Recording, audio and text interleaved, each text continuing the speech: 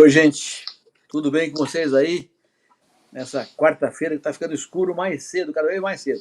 Inverno chegando. Outono acabando, inverno chegando. Já estamos com o inverno aí. Olha, é uma alegria conversar com vocês hoje no nosso bate-papo. E quem vem aqui falar com a gente é o André Passos. Tratar de temas de interesse para qualquer produtor rural e também cidadão urbano no Brasil inteirinho. O André Passos é advogado, formado pela Universidade Federal do Rio Grande do Sul, e ele é mestre em Direito do Mercado Financeiro de Capitais, tem MBA em Finanças e Mercado de Capitais. Ele é bacharel pelo Rio de Janeiro, pelo Rio de Janeiro, Rio Grande do Sul, Rio de Janeiro, Rio Grande do Sul.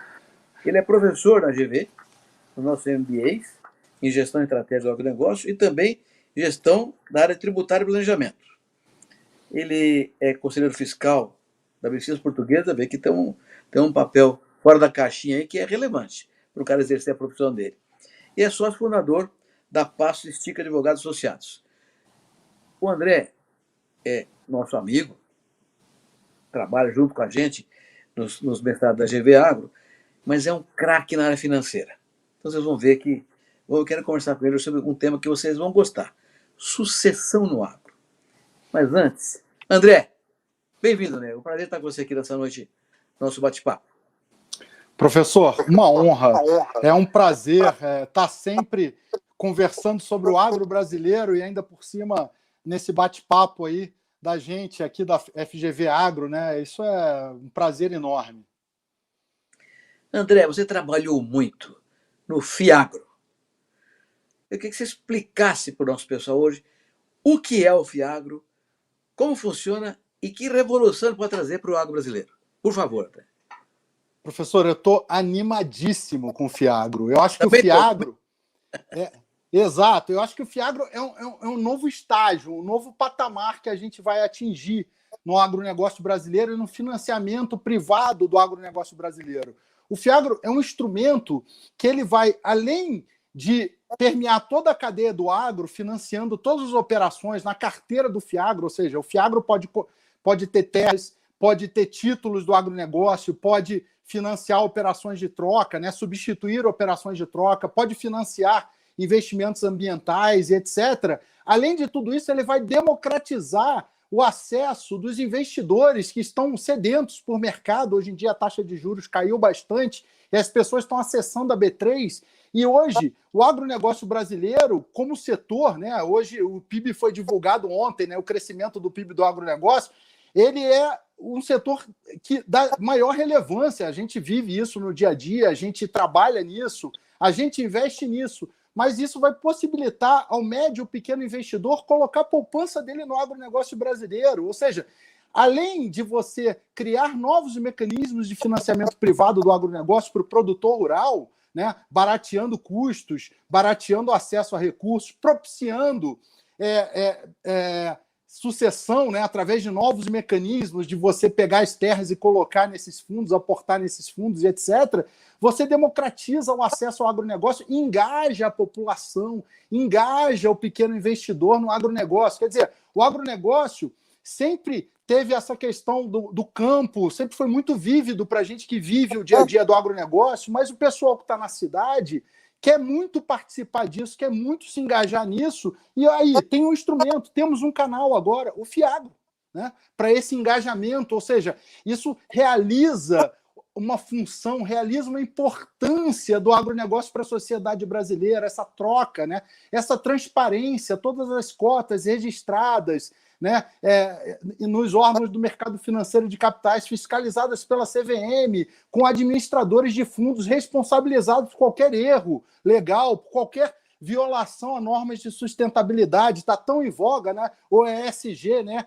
Environmental, meio ambiente, social, né, o impacto social e a governança. Quer dizer, e o agro brasileiro é pródigo em mostrar isso, né, quer dizer, o programa ABC, toda a sustentabilidade, todo o CAR. E a gente vai poder entregar isso sob a forma de fundos para a população. A gente vai poder entregar isso sob a forma de fundos para o investidor estrangeiro, que vai poder ter esses canais de investimento. Não vai precisar mais só investir na ponta das grandes empresas que têm governança. Vai ter um fundo com governança. O investidor estrangeiro vai lá e vai poder investir nesse fundo com governança. Quer dizer, isso gera sem fim, um mar sem fim de possibilidades. É uma nova etapa no bolo de noiva, né, do financiamento do agro. A gente teve a 13986 agora, dos títulos do agro eletrônicos, né? E a gente tem uma nova etapa, uma nova fronteira a desbravar no financiamento privado do agronegócio. Eu estou muito animado.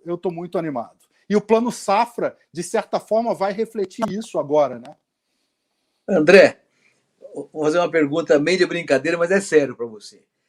O Fiagro pode ser um fator de conexão financeira entre o campo e a cidade? Não tenha dúvida. Conexão financeira e de conexão de corações e mentes, envolvimento, né? Na medida em que o investidor da cidade, o investidor médio, vai começar a ganhar dinheiro e dividir, né, o sucesso do agricultor brasileiro, e isso vai se integrar. Né? Essa vocação brasileira, né, da integração do campo com a cidade e da estratégia, né, no livro que eu tive o prazer de escrever lá do Agro é Paz, que foi coordenado. O senhor fala do sonho, né, do Brasil alimentar o mundo e etc. O Fiagro é um canal para isso. O Fiagro é realmente um auspicioso, é uma forma dessa integração. Eu estou extremamente animado com isso, professor. Olha, gente, essa fala do André é muito importante, para mim também. Eu fui ministro há 18 anos atrás, tá certo? E logo no começo da minha gestão, nós tínhamos aquela visão de que esse negócio de crédito rural oficial, Banco do Brasil pagando todo o tempo crédito rural, e Caixa Econômica, coisa oficial, era uma tendência a diminuir e até acabar algum dia, porque o negócio vai crescer, como cresceu espetacularmente nesses 18 anos, espetacularmente, né?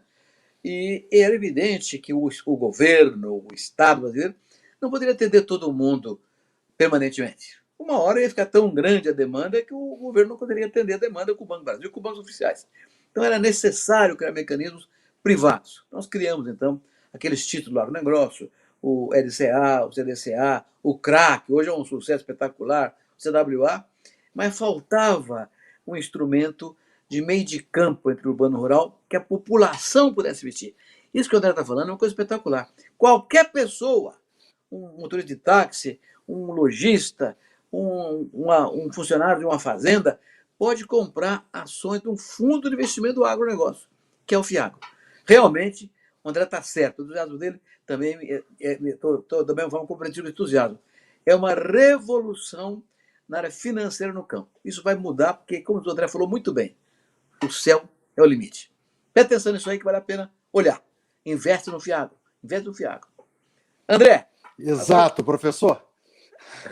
Vamos entrar agora, Nego, num tema que é a tua especialidade grande. Já ouvi você falar sobre isso tantas vezes, mas eu quero falar com você sobre isso aqui no Bate-Papo. Sucessão do campo, André. É um tema que está em moda. Ontem tive uma reunião à noite com empresários rurais da Argentina, Paraguai, Uruguai, Mercosul, né? O GPS do Mercosul. E esse tema de sucessão está muito pesado na Argentina e no Uruguai. O Paraguai não teve nenhuma dificuldade, nenhum problema apontado ontem. Aqui no Brasil estamos evoluindo bastante nesse negócio, né? Mas a minha pergunta é a seguinte. Hoje já existe uma liderança nas famílias, os patriarcas, familiares, matriarcas, estão olhando com um pouco mais de atenção à sucessão. O que você acha? É uma boa coisa antecipar a sucessão? Ou melhor, fazer a sucessão antes da morte do patriarca? O que você acha disso, André? Professor, na nossa experiência, eu costumo dizer que nada como você combinar as regras do jogo antes, né? Porque o que acontece? Quando você combina antes, fica fácil para todo mundo, fica claro para todo mundo, e, na verdade, você tem condições de endereçar aquela sucessão de forma a otimizar o patrimônio e deixar as pessoas envolvidas no processo. Da mesma forma que a gente falou que o Fiagro é um instrumento de conexão do campo com o poupador urbano, né, típico e que vai promover um grande desenvolvimento nessas relações e no investimento, você antecipar a sucessão, você faz a mesma coisa, né? Você engaja as pessoas no processo. E isso é um ponto muito positivo. Além do que, você, obviamente, quando você faz uma sucessão antecipada, você evita muitos custos, além de dissabores, né? Fica mais barato, então. fica muito mais barato, não tenha dúvida. Por exemplo, o imposto de transmissão, causa, morte e doação, aquele TCMD, que vai aumentar para 8% e tal, se você, de alguma forma, planeja isso, antecipando, você consegue evitar essa incidência sobre o monte total dos bens no inventário. Você elimina, por exemplo, um custo, que é o custo do advogado, às vezes no inventário litigando, ou até o custo do administrador do inventário, né, que é uma terceira pessoa que vai ter que ser eleita, que vai, de certa forma, tolir parte desse patrimônio e retirá-lo da família. Fora o fato da continuidade dos negócios, que é o mais importante, poder estar prejudicada de alguma forma, e você ter uma massa de bens, e essa massa de bens não está sendo trabalhada. E no agro, a terra precisa ser preparada, precisa ser trabalhada, você precisa ter continuidade, sob pena de você, de certa forma, perder bastante daquilo que foi feito no tempo, né? Então, assim, eu vejo esses temas de sucessão como um tema premente no agronegócio brasileiro, e vejo com muita satisfação também esse relato que o senhor está passando agora, de que isso é um tema que está permeando gerações de argentinos, gerações de uruguaios que talvez estejam vivendo um momento parecido com o nosso, né? Porque lá na década de 70, lá na conquista do Cerrado, né? Os patriarcas conquistaram e os filhos vieram. Então agora a gente já está na terceira, a gente já está entrando na quarta geração, né? Aqueles filhos, aqueles que estão usando a tecnologia, estudando, fazendo os MBAs, né, na Fundação Getúlio Vargas, né, se preparando para assumir a gestão. E, obviamente, são gerações altamente preparadas e que vão não só trabalhar bem o dentro da porteira, como as gerações anteriores, mas muito bem o contexto do fora da porteira, né? Do financiamento, o contexto da gestão das propriedades e o contexto da gestão da verticalização dos negócios, né? E então, o processo de sucessão bem feito, ele implica no envolvimento de todas as partes. E é óbvio, você tem uma série de mecanismos para isso, mas todos eles, os melhores que existem, são mecanismos tanto testamentários, como mecanismos até societários, e até o FIAGRO agora, né, que você possibilita colocar terras, separar as cotas, etc., como mecanismos para você utilizar num processo de sucessão e que geram essa eficiência. O FIAGRO, por exemplo, se a gente aportar terras no FIAGRO, esse primeiro aporte de terras e transformar em cotas, né, para receber arrendamento, para receber a parceria da lavoura, etc., esse primeiro aporte não é sujeito à tributação pelo ganho de capital das pessoas físicas, né? Somente o dia que o fundo vender as terras e devolver. Mas se você está fazendo sucessão, se você vai cumprir o conceito da continuidade dos negócios, que é o intuito principal da sucessão, ora, mais uma belíssima ferramenta que temos à mão para poder dizer e afirmar que a continuidade e o planejamento da continuidade, em geral, né, quase sempre é o melhor dos casos. Obviamente, existem casos e casos, né? Cada caso é um caso, cada família tem uma realidade. Existem famílias que não têm sucessão, que resolvem vender o negócio, resolvem mudar, e é uma outra coisa. Mas aquelas famílias que querem continuar, invariavelmente, a sucessão é a melhor opção. André, você que está olhando esse negócio bem de perto, tem acontecido, por exemplo, patriarcas ou o pessoal mais antigo pensar isso e procurar profissionais em busca de ajuda, ou vão fazer de qualquer jeito? Como é que está essa questão profissionalizada no processo de sucessão?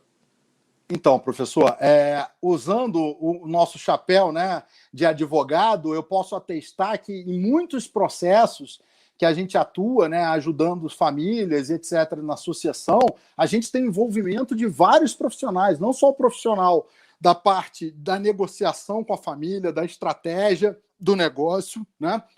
Profissionais de psicologia, muitas vezes, né, para trabalhar a cabeça da família e fazer aquelas interações, né, por conta de questões e relações mesmo entre os membros da família, profissionais financeiros, né, até banqueiros, né, que fazem a parte que se chama, né, no mercado bancário de gestão de fortunas, né, o private, né, para usar o nome chique, né, que se usa no mercado, o anglicismo, né, mas as gestões de fortuna se envolvem. Então, assim, é um processo extremamente profissionalizado, né? E que você pode usar vários mecanismos, advogados, né? Como eu acabei de citar, nos processos em que a gente acaba atuando com o nosso chapéu de advogados. Enfim, é muito comum as famílias procurarem esse trabalho. E, invariavelmente, esses profissionais são qualificados, obviamente vão cobrar por esse trabalho, mas, invariavelmente, o custo de contratar esses profissionais é muito menor do que o custo de você remediar um processo mal feito.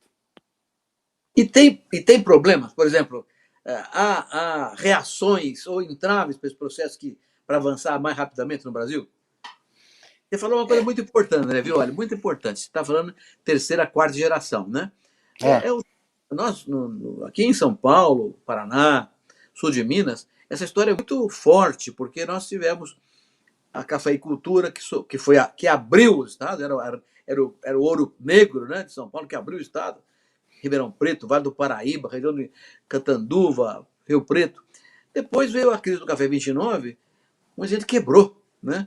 E os colonos italianos que lá estavam acabaram ficando com terras que foram vendidas para o Banco do Brasil vendeu para os colonos que estavam lá.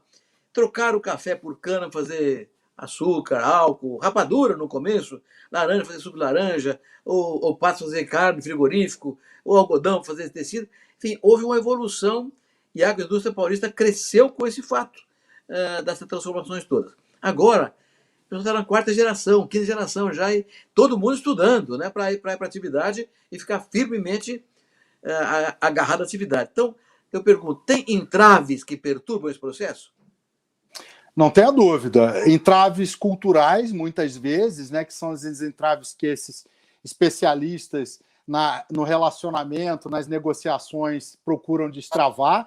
Muitos entraves jurídicos e legais, principalmente nas questões que envolvem, né, ainda aquelas terras que são objeto de georreferenciamento, que ainda estão trabalhando nesse sentido, as famílias que ainda não fizeram toda essa parte, né, e alguns entraves que são do ponto de vista do conhecimento das famílias em relação às vantagens desse processo. E até um certo receio, professor, muito bem colocado, das gerações de fundadores, né, das gerações anteriores, de perder poder. Né? É aquela coisa, né? Putz, se eu montar uma estrutura dessas, eu perco o poder? Não perco o poder, né? Porque tem a questão da governança que você resolve isso. Você não necessariamente, se você fizer um processo como esses, você abre mão de poder, porque a partir do momento que você pejotiza, por exemplo, né, ou seja, usa uma pessoa jurídica para aportar as terras, para fazer todo o procedimento de governança, né, fazer em camadas, né, como se fosse um bolo de noiva, né,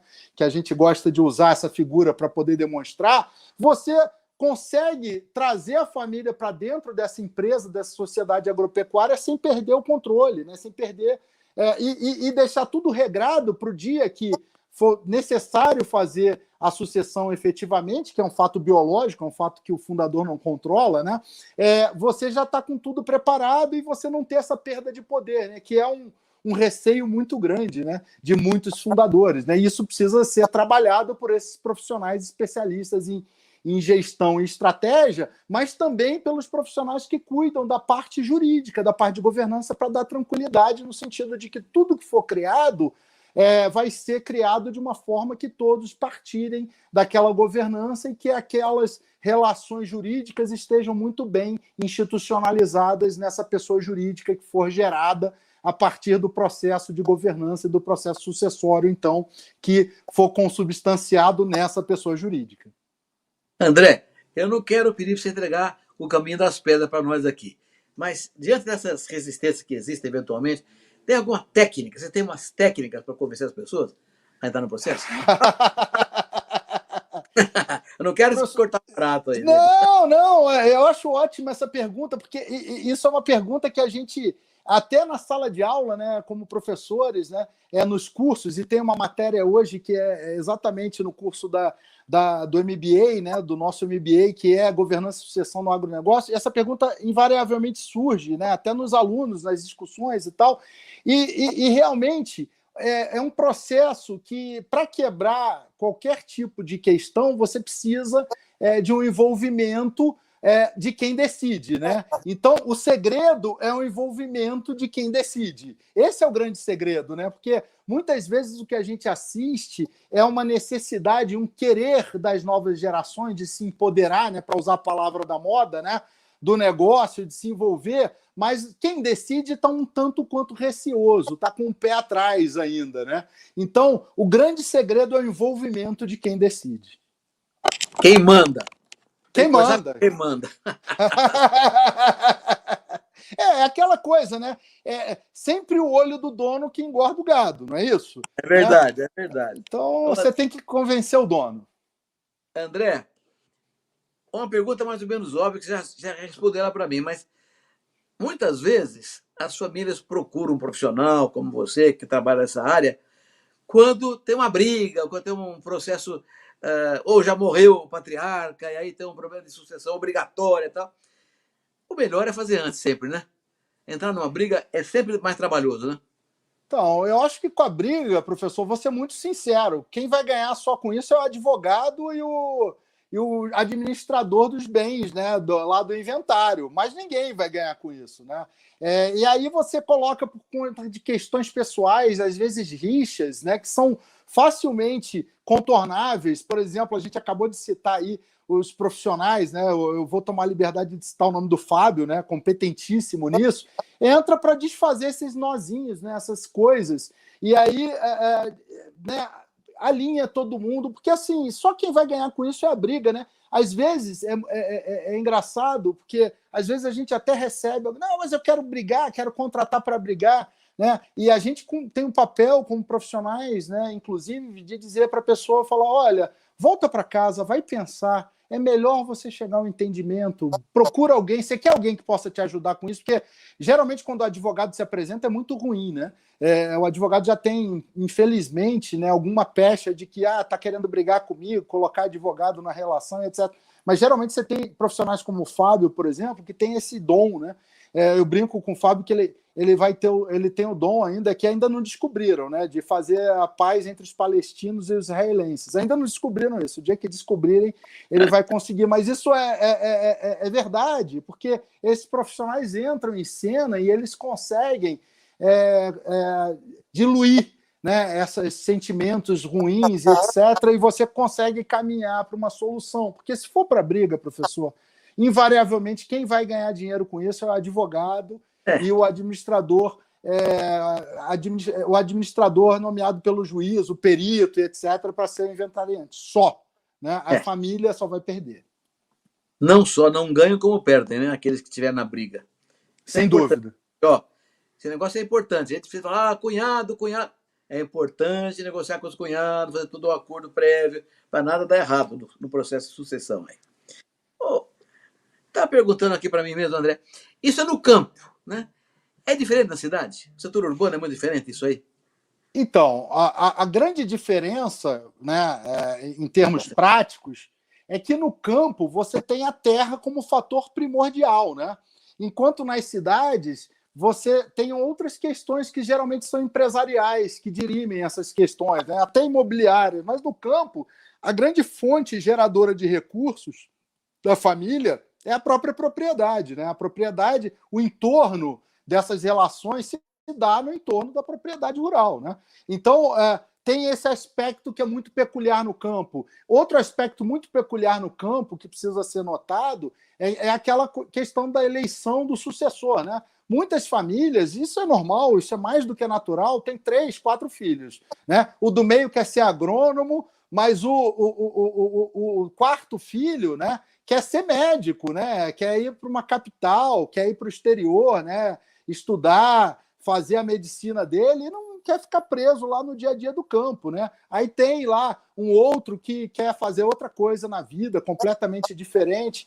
E aí você, obviamente, imagina atar todo mundo à propriedade rural. Quer dizer, vai ficar triste o médico, que vai ter que largar a medicina, vai ficar triste aquele que queria ir para o mercado financeiro, e vai ficar triste o agrônomo, que podia tocar para todo mundo, pegar, fazer daquilo um sucesso e dividir para todo mundo os dividendos disso no quião da participação nas terras, no fundo, ou na empresa agropecuária da família. Quer dizer, são questões, sensibilidades, né, que o patriarca vai buscando, a matriarca vai buscando, e o líder dessa família vai percebendo para poder conduzir esse processo com a ajuda desses profissionais que têm essa habilidade de desfazer os nozinhos, né? André, você falou em pejotização. Pessoa física vira pessoa jurídica, né? Nesse Sim. processo todo que você falou, tem questão emocional também. A Terra tem essa ligação mais forte com a pessoa do que uma indústria, do que uma fábrica. É uma coisa mais... A natureza está muito presente no processo.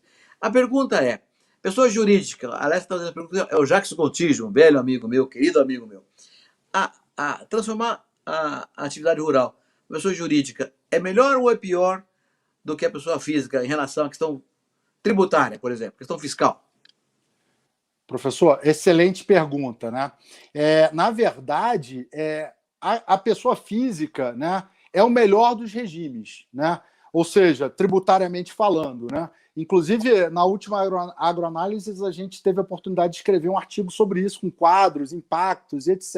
Ótima pergunta, porque dá oportunidade da gente até se remeter ao artigo da agroanálise de maio agora, né? E vai ter um desdobramento nessa agroanálise de junho, a continuidade dessa conversa, por números, né? Então, é mais barato na pessoa física. Mas a questão é a seguinte, vai chegar um momento em que você vai precisar caminhar para uma governança, né? A não ser que você tenha uma relação familiar muito bem resolvida e todos os filhos trabalhem, você consiga fazer uma figura de condomínio na segunda, na terceira geração, e aí, obviamente, o custo fiscal não vai valer a pena, não vai compensar o processo de pejotização, ou seja, o processo de você transformar aquela fazenda numa empresa agropecuária, obviamente. Então, respondendo à pergunta do nosso web espectador, né, é verdade, é fato que a pessoa física é mais barato, mas tendencialmente há um momento na vida do produtor, seja o momento das sucessões mais adiante, quando você tem segunda, terceira, quarta geração, que aí você já tem 20 pessoas envolvidas, né? E aí você tem maior dificuldade de ter uma relação condominial, ou seja, porque você vai precisar se capitalizar, vai precisar buscar financiamento bancário, vai precisar de balanços mais elaborados, você vai precisar caminhar para a pejotização. Ora, se você precisa caminhar para isso, a melhor forma, novamente, é você caminhar num processo que você tenha o controle do processo. E aí você pejotiza, mas você hibridiza, ou seja, outro termo que a gente usa bastante nas nossas discussões, né? Ou seja, você deixa o patrimônio na pessoa jurídica e continua operando na física, através de contratos de parceria, de arrendamento e etc., para você minimizar esses impactos. Então você fica com o melhor dos dois mundos. Um pé na canoa da governança, né, com um custo fiscal marginal do aumento desse custo fiscal somente na parte da parceria que couber à pessoa jurídica. Ou seja, você vai ter um pé na governança e vai manter basicamente o teu custo fiscal inalterado, né? Vai ser um custo fiscal marginal, um custo fiscal residual a maior. Esse vai ser objeto do próximo artigo, eu já vou antecipar aqui. Eu vou dar um spoiler da agroanálise de julho. A de junho a gente ainda trata da tributação da pessoa jurídica, a comparação do arrendamento versus parceria, e em julho a gente vai falar da hibridização e desse custo adicional residual. Essa hibridização nós estamos fazendo em casa, é muito positiva. Todo mundo participa do processo, tem uma gestão bem controlada, bem ordenada ao longo do tempo. André, para terminar, a conversa é deliciosa, viu? Mas o tempo passa. Nossa conversa aqui. A antecipação da sucessão implica também antecipação de custos fiscais? Sim. Antecipação de custos fiscais, não tenha dúvida. Porém, esses custos fiscais controlados e minimizados em função de todo esse processo de antecipação feito por profissionais. Então, você hoje tem formas de fazer isso, essa pejotização e etc., e de controlar esse processo de forma que você antecipe esses custos, né? E, ao mesmo tempo, ao gerar essa antecipação, você consiga minimizar legalmente, obviamente, né? Estou falando todas as premissas adotadas baseadas nas premissas legais, ou seja, no que a lei permite que seja feito, inclusive a questão dos impostos, incidentes nesse processo de pejotização e etc., cobrados por municípios, foi objeto recente de discussão no Supremo Tribunal Federal, e você tem uma limitação aí a fazer na integralização desses valores, ou seja, quando você aporta a fazenda, né, na propriedade, para você evitar que isso seja considerado uma fraude, etc.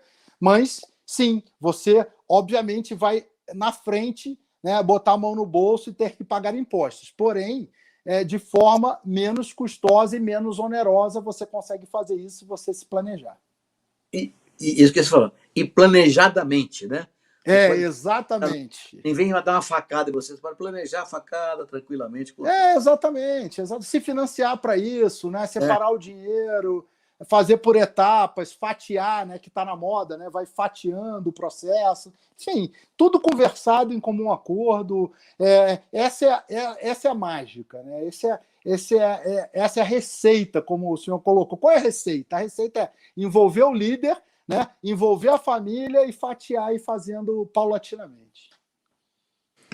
André, muito obrigado por essa conversa agradável e construtiva. Tenho certeza que muita gente está nos ouvindo aqui agora, tem essa preocupação ou terá. Então, estamos antecipando uma conversa que todo mundo terá que ter em algum momento. Muito obrigado, viu, André? Parabéns a você e sucesso sempre aí. Professor, a honra é toda minha sempre. Para mim, com o maior prazer estar aqui. Muito obrigado. Uma boa noite. Até a próxima. Deus quiser. Olha, gente, conversa boa com o André. Eu falei para vocês que era uma conversa boa. Começou com o Fiagro. Essa conexão econômica, financeira, de investimentos entre o rural e o urbano é um espetáculo. Eu vi isso na Inglaterra, em Manchester, na Inglaterra, há 30 anos atrás, com cooperativas. Podiam criar departamentos de investidores fora das cotas partes dos cooperados. Foi um sucesso. Muita gente aumentou a cooperativa com investidores que ganhavam no resultado final. Aqui foi muito difícil, não chegando lá. O Fiagro abre essa possibilidade de qualquer pessoa na cidade, pequeno investidor, participar da atividade rural, que é hoje, como o André falou, 27% do PIB nacional. É o menor do Brasil. É o maior do Brasil. E vai crescer, porque nós vamos ser o campeão mundial da segurança alimentar. Está escrito nas estrelas. Então o Fiagro é muito bom. Para isso, temos que nos preparar. Todos temos que nos preparar. Pensando na sucessão. Quem é que vai fazer esse processo? Vamos parar com isso? Vamos vender tudo? Não, vamos continuar. Porque será uma coisa rentável no futuro. Uma agricultura bem tocada, bem organizada, o mundo precisando de alimentos, energia e fibras, será bom. É um bom negócio, bem tocado, com boa governança, com o SDG que o André falou, aí, ó, meio ambiente, a questão social e governança. É preciso pensar na sucessão. E como ficou claro aqui hoje, muito claro, é que tem gente que cuida disso. Advogados, gente da área financeira, contadores, psicólogos, quando o caso exigir, por causa de algum arrufo familiar, é importante ter uma situação que colocar algodão dos cristais. Então, na verdade, tem profissionais preparados para isso. E o Brasil está olhando para isso com atenção. Para que não perca essa conversa e esse horizonte. Tem que pensar em sucessão? Antecipa. E faz fatiado, devagar. Mais barato, mais seguro e muito mais coerente ao longo do tempo. É isso aí, gente. Muito obrigado. Até a próxima, se Deus quiser.